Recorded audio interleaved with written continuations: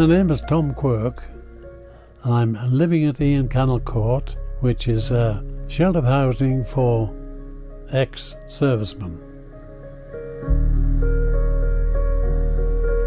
I was born in the Isle of Man, and I was actually a farmer's son, along with 4 other brothers and a sister.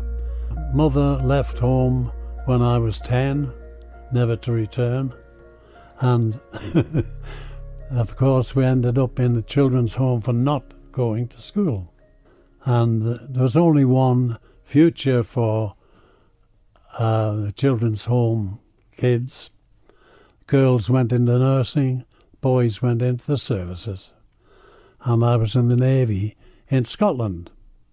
But I was inspired to go in the Navy by the boys from HMS St George. We were living halfway between Hilbury and Brandish Corner, and 7:30 in the morning, in a dark morning, we could see sparks at Hilbury Corner. Wondered what it was. So my brother and I dashed out, and it was the Navy pulling a field gun up the hill at the double and swinging a lamp, and they had a chief pushing his bicycle behind them. And we used to run behind them, and the chief used to say, "Get out of it," and swing his whistle chain. When we got to Cregnabar, of course, they broke up and they sat down. They opened up the limber at the back and got sandwiches out and pop. And we sat on the hedge, and the chief came over and gave us some breakfast. So that was your first introduction to the Navy, was a field gun somewhere in the Isle of Man, which is a bit sort of random. What were they doing with it? Were they just sort of practising with it, or? Well, that's how they keep fit as well. Yeah. And running all the way up to Cregnabar, and then having something to eat, and then all the way back. Gosh. It was quite interesting. And I thought, I'd like to do that. So what age were you when you actually joined the Navy? 15 and 3 months. Gosh, it's so young, isn't it, when you think now? Yeah, it is, yes. Yes, went up to East Nuke of Fife, which is Crail, and there was boys' training establishment there, and it was bitter cold. No dragging field guns up and down hills then? No. So did you know much about what you were actually getting yourself in for then when you joined up? Yes, I did really, because I took an interest after I'd seen the St George boys. And remind us what year this was when you actually joined up. 1948 I joined up. So you'll have heard, the stories about the Second World War, obviously, and but that didn't put you off at all? No. I decided I wasn't going to join the army, though, that's for sure. But the Navy was for me, You take your house with you, That's a really good way of looking at whereas it. the army carry it on the back, and the Air Force go home every night. And do you think you were maybe in a bit of a better position coming from the island, being surrounded by the sea, probably feeling a bit more comfortable with the water anyway? Yes. I think the majority during the war, the men from the Isle of Man were picked for the Navy because they were fishermen and they were coasters. But the one thing that really, those boys that I knew, 1941, and when I joined the Navy, I then found out the history of what happened. Mm-hmm. They were all dead before 1942. Gosh. Because they went straight from training to the big ships. I mean, you must have had a lot of friends and family around that time then that were potentially lost. That's right, yes. All those boys that I saw running up to Cregnabar were dead. That really brought it home that what we were in, a war. Mm-hmm. And, of course, I was on the ship with those that had lost brothers and the likes. There was 10 went from the Isle of Man in the forces for the Korean War. Mm-hmm. I think there's 3 of us left now. So let's come to that then, because we hear a lot about, what was called the Great War, and then we hear plenty about the Second World War as well. But as you say, you fought in the Korean War, which is often called the Forgotten War, started in 1950. And in fact, when we were sort of communicating in advance of this interview, you suggested it may as well have been known as the Third World War. That's right, yes. But it's not often talked about. That's right. It wasn't reported either. And there was the only way that anybody in the Isle of Man got any information was Pathy News in the cinema. It's the only time they had any report about the Korean War. But they used to send me the Examiner every week. You'd get the Examiner to the ship? Yeah. Really? Yeah, they never sent the parcel post up the coast of Korea when we were up there for a month. They used to keep the parcel post, which was the newspapers. And when we got back into Japan for our fortnight off, we had the mail came in, and it was Quirk, Examiners, Quirk. And the lads who didn't get mail, they shouted, Quirky, give us one. And so they'd find out about the Isle of Man. That's right. I threw one, and of course somebody would shout, I've got one. So let's come back to what the war itself then, because it was sort of the North and South Korea divide, wasn't it?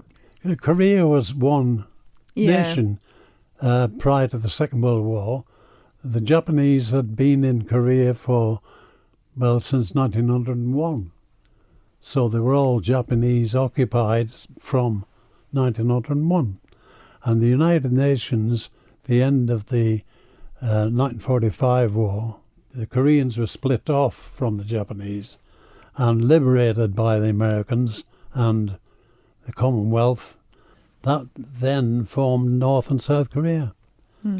And Stalin, of course, he was still there, and he decided to take over the North, and he built them up with Russian, in fact there was Russian planes in the Korean War, and saber jets from the Yanks. So the worst thing in the Korean War was the napalm, and it turned the snow black and stuck on everybody, Gosh, and that's the one thing that I think, if anyone does know a huge amount about it, a lot of it is because it's known as being a really awful, awful war, and the conditions must have been so difficult out there. Yes, I mean, it was freezing, 20 below zero, which was, like I say, cold. Yeah. And when we went up the coast of Korea, we were always in the north, and it was freezing. Every night the sea froze. And the first night up, our captain was inexperienced, and of course we dropped anchor, and the ship then got jammed in the ice, and with our broadside facing shore. And the first night we were there, we had a shell, which was a big lump of iron, come across the ice, spinning, and it hit the side of the ship and just rang it like a bell. That was the last time the skipper went sideways on to the shore. After that, we made sure the nose was pointing in so that he couldn't hit the side of the ship, I mean, you talk about him as being, perhaps a bit green and, sort of a bit wet under the collar, but most of you mustn't have known a huge amount about the region before you got there, and what you were actually... We didn't know anything about it. We didn't know where it was. Yeah. We were travelling and travelling, took the ship out from England, and we were going on and on and on to Singapore and Hong Kong, and where is it? There was no news, intentionally no news, because it was the Third World War, really. all the communist nations got together against the South. So the South, of course, had to get support from the Americans mainly, but Commonwealth were all there. So just describe that for me, what you're wearing, that medal. This medal is United Nations. It's for the Battle of Gapyeong, which was right across the waist of Korea. And it was quite a battle. All the nations that took part are commemorated on this medal. So... And it's wonderful to see you wearing it now, obviously with pride. But I wonder as well, not just not knowing much about the region itself when you went out there, but did you know anything about what you were actually going out there for before you got there? No, not really. We didn't get that sort of information. The news was intentionally kept from us, and really, I suppose it was nobody wanted to say it's the Third World War. But it was really. So what was your sort of part in it then? Because you're talking about the fact you were just sort of off the coast there and in ice, sort of stationed off the coast there. Tell us a bit about what your role was out there.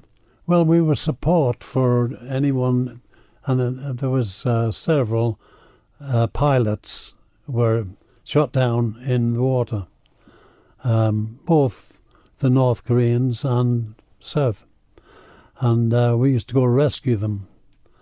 And we've got one famous case in there that it was late at night, it was rough, cold, and it was so cold that big 4-inch hawsers, ropes, when they got under strain, they just snapped.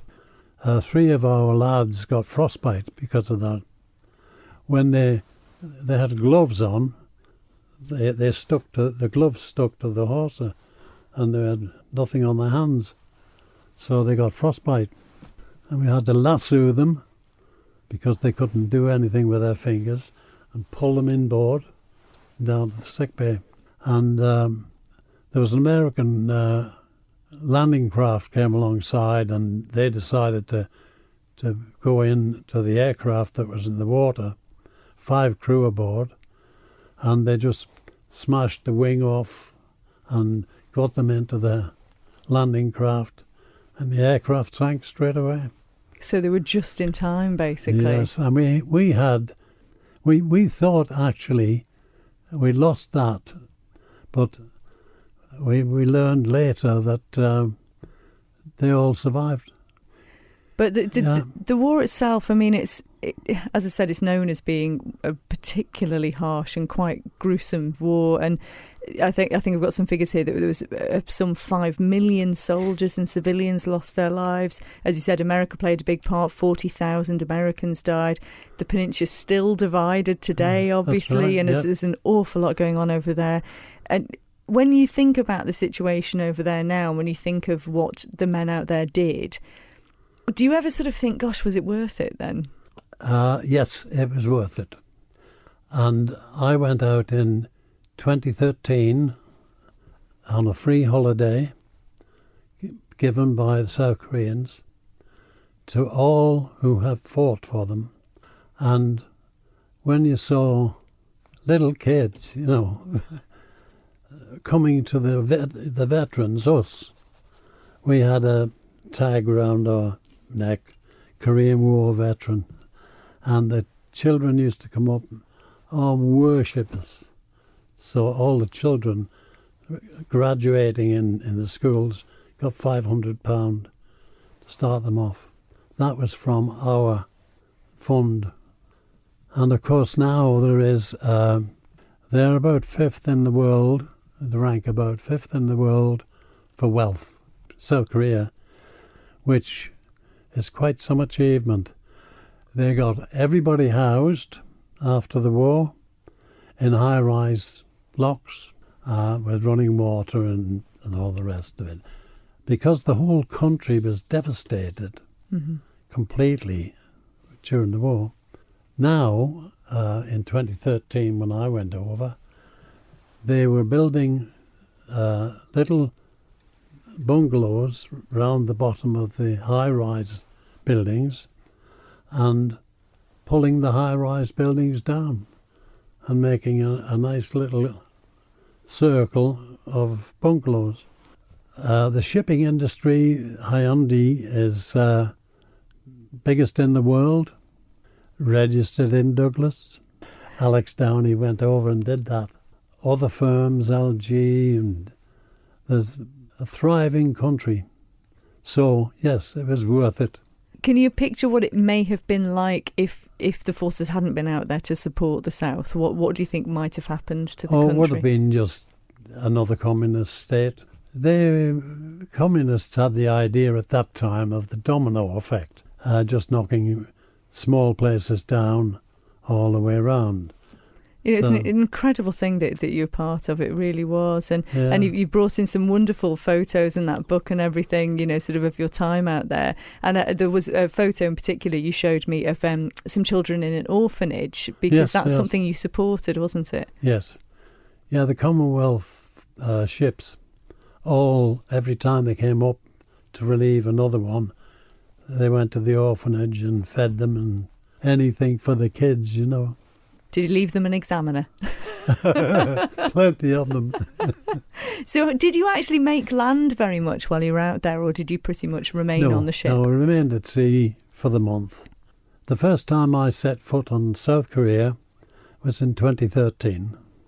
So until that time you'd never actually been to South Korea? No. Gosh, that must have been quite a moment. Yes, it was. Because all we'd seen prior to that was pictures. Pathé News showed the pictures. Devastation. It was a nightmare to be fighting in the ice and snow. Mm-hmm. And having to live. They couldn't dig a hole even. They had to get blocks, sent out to them. Blocks and build a little hut. I'm glad I wasn't in the army. So while you were there, you didn't really know a huge amount about what was happening to the chaps that were on land and what they were going through? No. We got it on Pathé News, but that was after the event. Mm-hmm. So you said at the start of our chat, you were saying how, you thought that the Navy might have been the right place for you, and it clearly was, because you became the chairman of the Royal Naval Association, didn't you? Oh, yes. So when you finished your service out in Korea, what happened then? What was next for you after that? Well, I went to Suez. Suez crisis was a long drawn-out affair. They had a bit of a war early on in the 50s. When I was there in 1956, it was more or less monitoring that it wasn't going to flash up again, Mm-hmm. So what would you say is one of your most sort of poignant memories, I suppose, from your time in service? Really, it educated me. I came from the children's home, and on my training in Scotland, the schoolmaster called me out on the first day we were in school and said, "Quirk, you're a long way behind the rest." And I said, "Well, I could never manage to do fractions." And he said, "Well, I'll give you extra work if you'll do it in the evenings." He said, "I was at Ballacameen during the war." Lieutenant Bridges, one of my significant men, because not only did I catch up with the rest, I overtook them. So that educated me. And did you remain in contact with many of the chaps that you were in Korea with when you were out there? Still do. Every year we have a reunion. I think in the Korean War there's about 5 of us left. Older than me, one of them. So we still go on. And we're meeting again next May. And you certainly keep yourself busy because you put out a newsletter, don't you? Oh, yes. There's 3 a year. And the next one is Christmas. I'm always on the lookout. My flat is like a newspaper office. Papers here, there and everywhere. So... And obviously, one of the reasons why we're talking to you this morning is to sort of give some sort of idea of what gentlemen like yourself, people like yourself, women like yourself went through in these times of really extreme wars. I mean, the Great War was called the Great War for a reason. You talk about this being, you know, the Forgotten World War, the Third World War in a way. You all gave so much. In this time of remembrance, what sort of words would you like to leave people with to have them thinking? It's really, the First World War was said to be lions led by donkeys. And when you can think, what on earth was the point of fighting over a field of mud just to get to the other side? You could have gone round. But in those days they had horses, and the number of horses that died in the First World War, there's a special memorial to them, simply because of the carnage there was. It was a ridiculous war. And I've recently put up posters in Ian Cannell Court, and it is about the atom bomb and what the Americans said. And of course it's the Daily Mail reporting on the atom bomb, and it said, the end of the Army, Navy, Air Force, we won't need them anymore because we have the bomb. And of course they quickly came to realise that you do need them because nobody's going to use the bomb, and if anybody does, there's going to be no future for anybody. And actually the skipper who was on the Enola Gay, it was called, the aircraft, he said when he dies he wants his ashes scattering into space so that nobody can go to his grave and ransack it or whatever. So that's what happened. It's another perfect example, isn't it, of, again, the lengths that people have gone to in order to protect the rest of us, you know. That's right, yeah. So it is clearly so incredibly important that as we come to this time, we do always remember them, isn't it? Oh, yes, yes. Awful. Don't recommend it. Well said. It's been a pleasure speaking with you this morning. Thank you so much for taking the time. That's a pleasure to be here.